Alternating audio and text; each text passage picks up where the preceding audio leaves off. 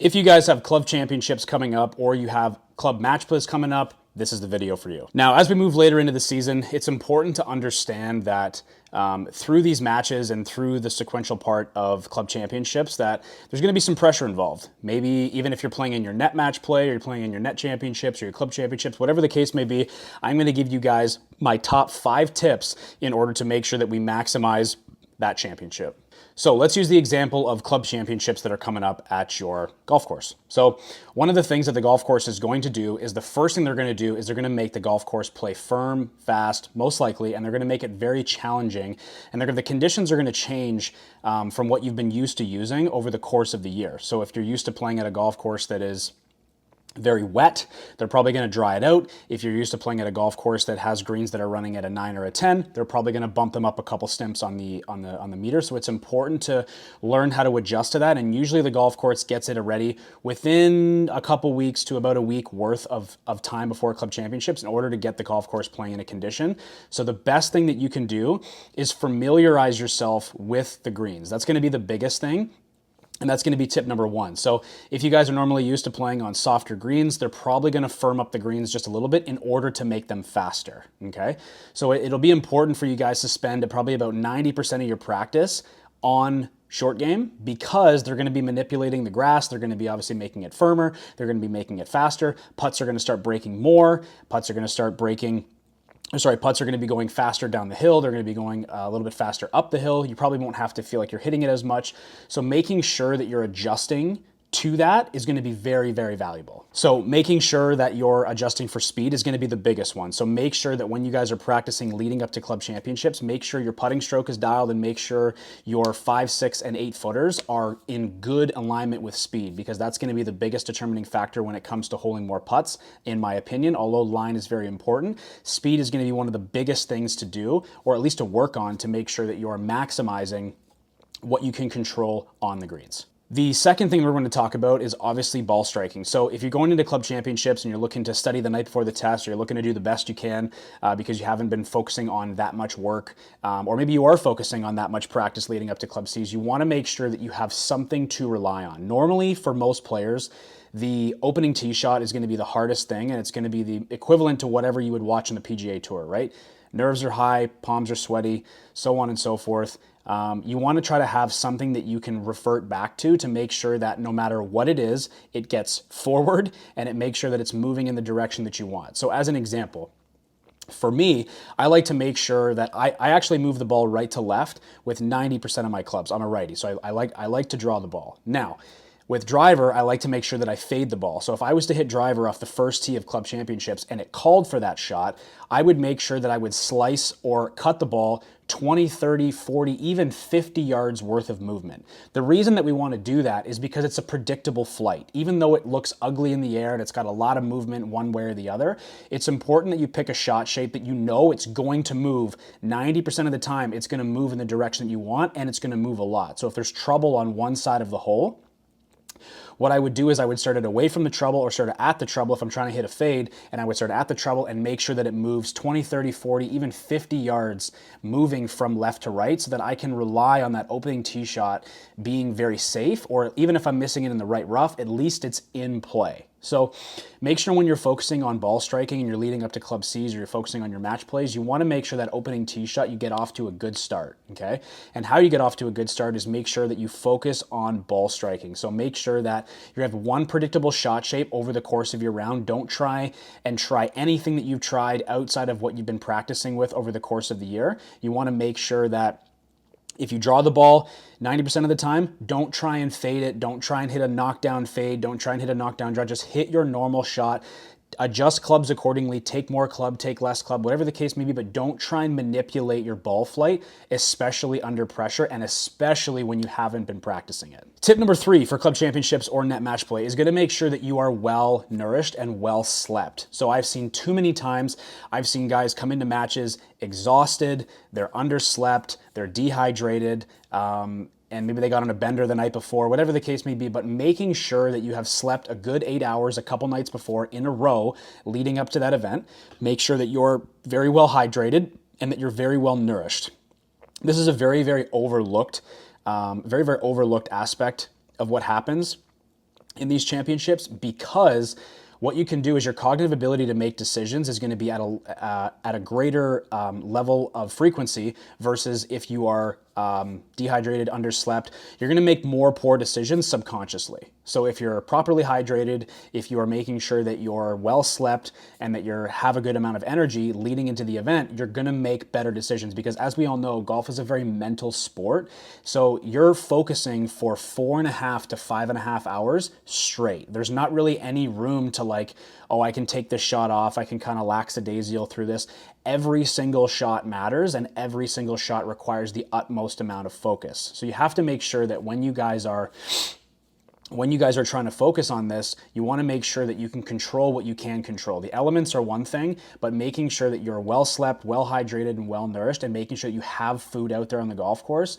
It would even be wise to even make sure that we maybe don't drink as much or very little, if not zero alcohol when you guys are out there, because like I said, it's going to make those decision making, you're not going to have the best cognitive ability, and you're probably going to make poor decisions. It would be the same as if I was to get you to drink 7, 8, 9 beers in a row and then make good decisions after that. It's probably not going to happen. You're probably going to eat more than you should. You're probably going to eat worse food than you should because those cravings come in. So it's just kind of a snowball effect, right? Maybe you get some liquid courage, as they say, and you start taking on hero shots that you shouldn't, or start manipulating ball flight in a way that you shouldn't.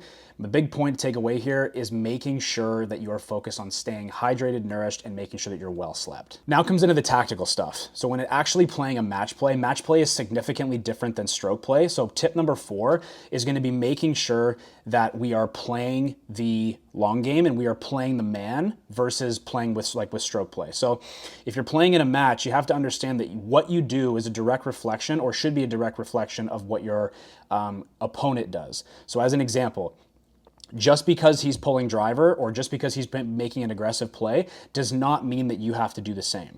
Okay, so if they're putting themselves out of position off the tee, or they're not putting themselves in the best position to score, you need to make sure that you are playing your game. Okay, so as an example, if my playing a partner hits it in the hazard off the tee, guess what? I'm going to be playing for a way that I don't make bogey, because at best, he's probably going to make bogey. If they happen to make par, that's okay. It's not going to happen very often, but let's say he hits it in the hazard off the tee, he drops 2, hits 3, short of the green or on the green, and maybe he 2-putts for a 5 or a 6, or he doesn't get up and down and then he makes 6, possibly 7, right? The goal is not to make birdie, because we're not playing for score. The goal is to not make a big number and play the man. So again, if he hits it off the tee, it would be so beneficial for you, even if you were to just hit like 7-iron off the tee and even play for bogey, where you hit 7-iron, chip, up and down for bogey. Like, there's a good opportunity for you to pick up a shot, and you don't have to play really, really good golf in order to beat somebody, but playing consistently is going to be that way. So if they're a better player,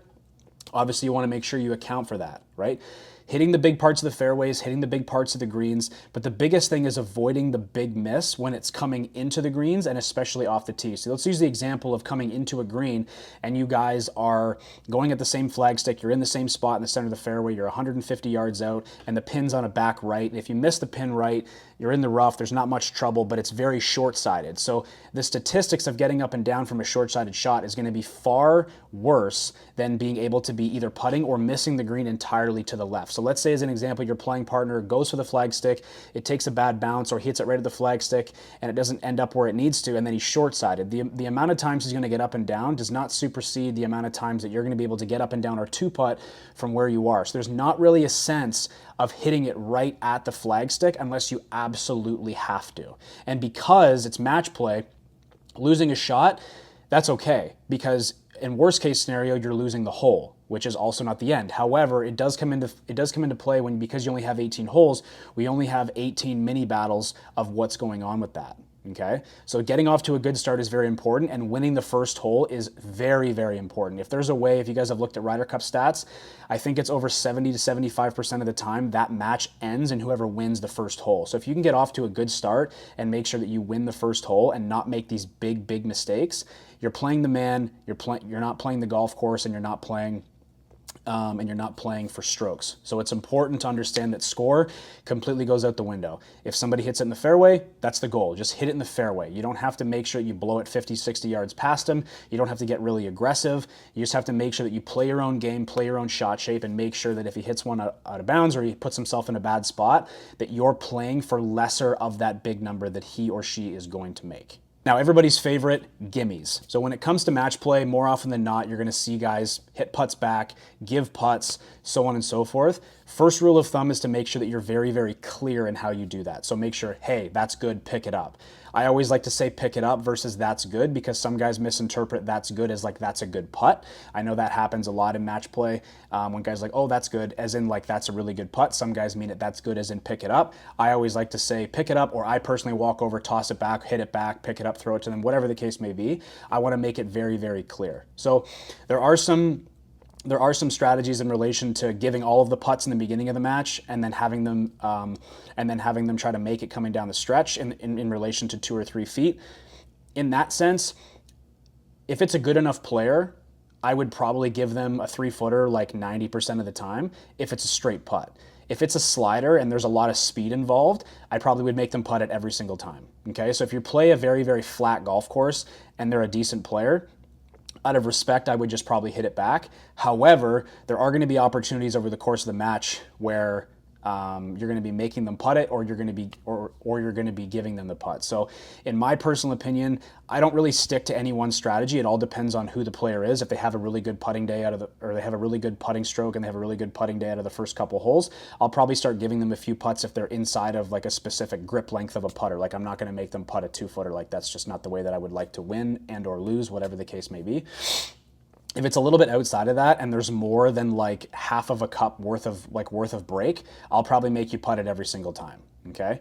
But in relation to that, you have to be able to focus on what you can focus on. So giving guys putts, if you like doing that, then obviously do it. If you want to leave it down to the last couple holes and you're just constantly giving them putts, that's totally fine. But making sure that you can control what you can control. So making sure that with speed, making sure that you're doing the right things in relation to practicing speed. Like I said in tip number 1, you want to ensure that you're doing what you can to beat somebody else as opposed to trying to let them beat themselves, okay? So make sure that when you guys are giving putts, make sure you're very, very clear. And like I said, more often than not, if it's a straight putt, 2 or 3-footer, I'll probably just give it to the individual, depending on who it is. And then if it's a slider or if it's any more than like anything outside the hole, I will probably make them putt it. So listen guys, if you guys got some value out of this video, I'd really like it. If you guys liked, helps the algorithm, helps me push to more people, helps me help more people. If you guys liked the video, please subscribe. There'll be some good things coming down the pipe. Hope you guys got some insight into how to play match play, how to play Club Cs, how to prep for Club Cs, and so on and so forth. And as always, we will see you for the next one.